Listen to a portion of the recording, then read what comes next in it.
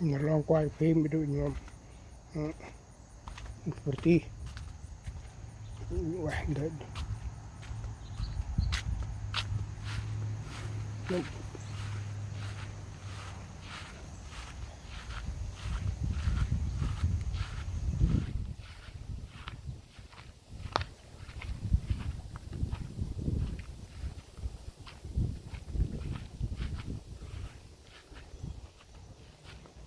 tôi pri pram itu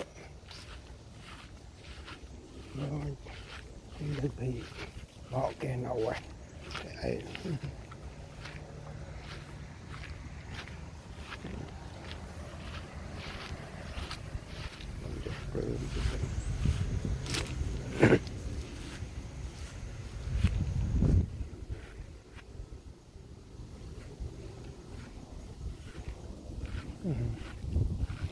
thường quỳnh vậy mới được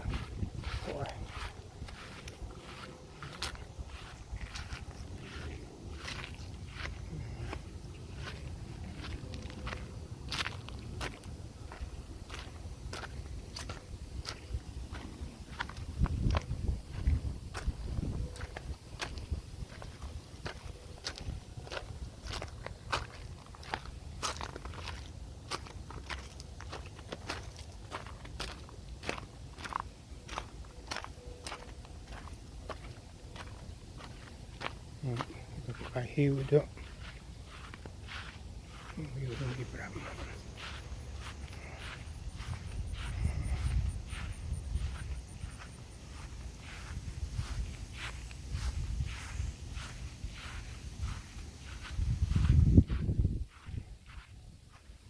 là bún chông là tàu là tren Tamara pong rempal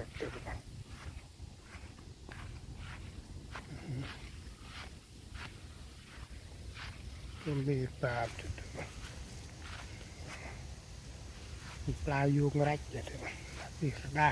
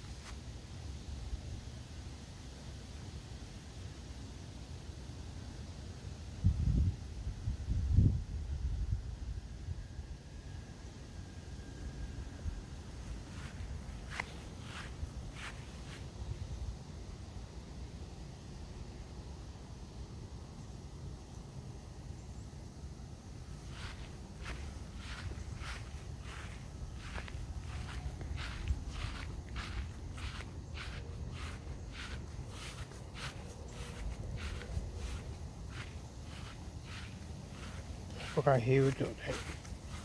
không biết tầm bao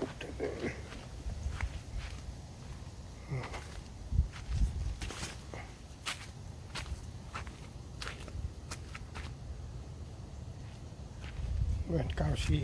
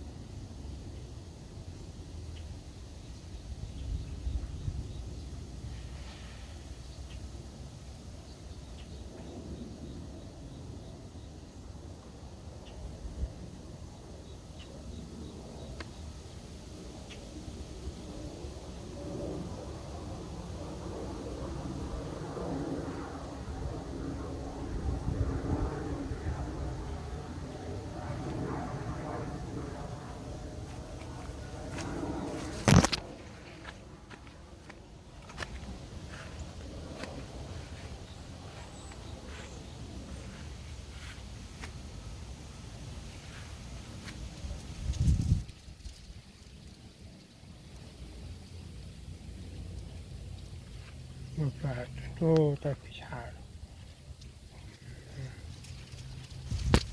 nên phải xả mà rách cũng rất êm rồi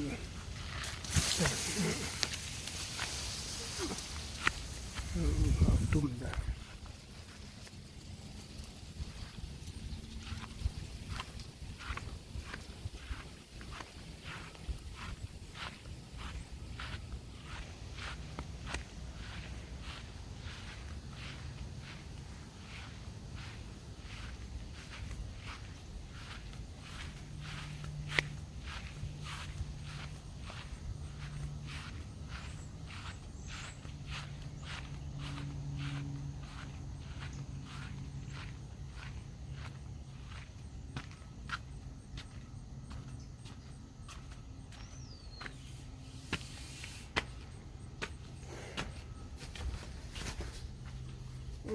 mà gặp trộm heo rồi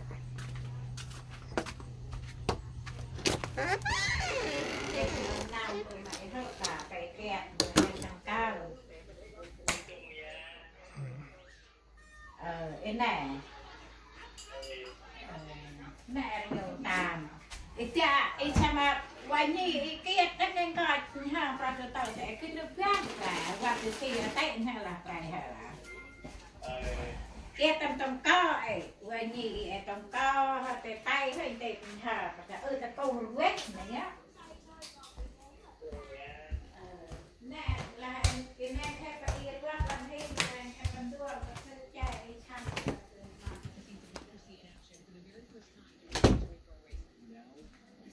gặp trộm heo rồi